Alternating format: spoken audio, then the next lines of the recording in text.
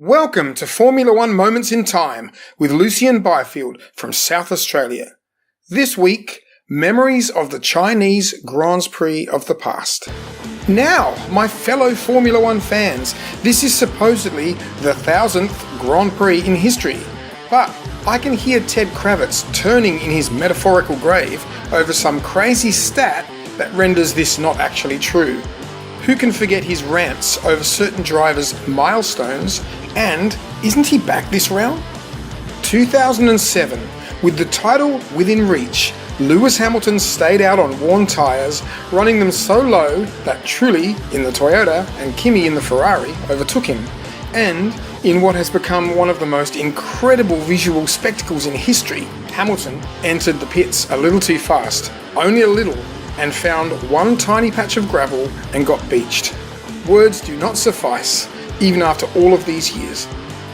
In 2006, Michael Schumacher got his 91st and final race win of his career, beating a fast-charging Alonso in the Renault. Alonso would have won but for a strategy error, but Michael was still on form and killing it right to the end of the first part of his Formula One career. Juan Pablo Montoya nearly lost his family jewels in 2005 when he ran over an open drain with a raised gate protruding. Interestingly, this has happened at other tracks like Monaco, catching Rubens Barrichello out in the Williams, and recently Romain Grosjean in Malaysia. This sort of thing should never happen, and if it does, only once in a lifetime. It has also happened in other series too. This is completely unacceptable. Lewis Hamilton has won here 5 times, but it was his 2011 win here in McLaren that briefly made me really appreciate his immense talent. 2011 started with Red Bull dominance, with Vettel looking unbeatable. But Lewis has this quality where, if there is a sniff, he will not give up, and somehow that day he just relentlessly pulled Vettel back and got him towards the end of the race. I love it when anybody beats the dominant force of the day, and on this day, Hamilton was brilliant.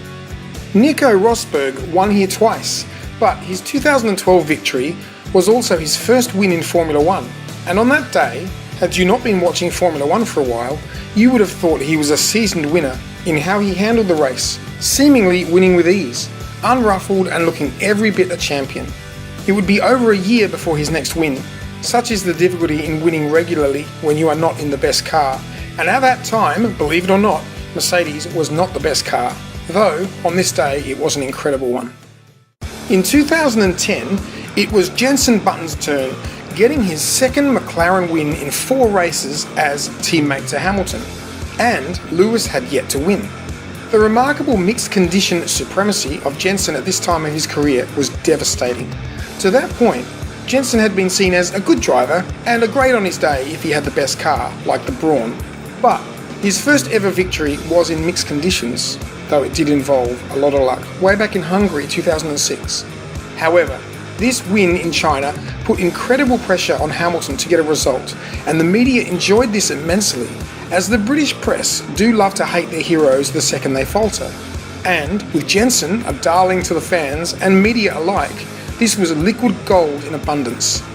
2005, one of the strangest crashes seen in Formula One occurred during a warm-up lap.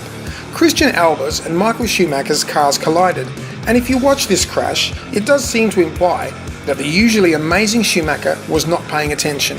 He did have a few odd moments in his otherwise incredible career. Back to 2010, Sebastian Buemi had a scare when his Toro Rosso lost both front wheels, luckily on a straight. He was able to slow sufficiently as he nudged the guardrail and made it to the gravel trap. Had that been on a corner?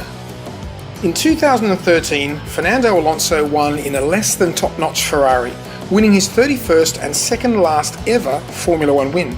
To date, I have to say, because he might come back. I wish. But while Nando would race on for many years with barely any success, it was Mark Webber this day who had one of his many Webber moments after tangling with Vernier.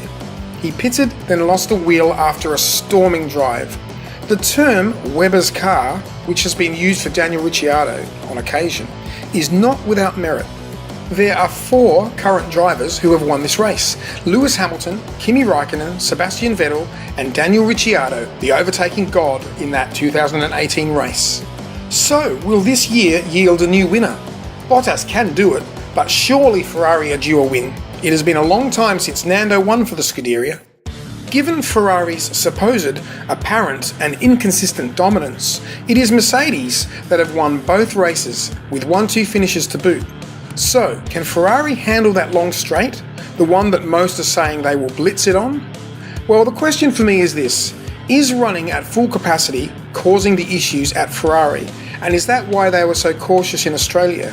And is that also why, when Charles Leclerc disobeyed team orders and went for it in Bahrain, the car couldn't handle the pace? This track might expose the same things if this is a real factor in Ferrari bottling the first 2 races. Given the speed, Ferrari should win, and this might be the deciding race in the future of Sebastian Vettel. One more mistake and he will be mentally finished, and if Leclerc thrashes him again, the mental battle will be almost unbeatable. Enzo Ferrari would have sacked Vettel a long time ago. Anyway, that's it for this time on Formula 1 Moments in Time with Lucien Byfield from South Australia. Catch you later.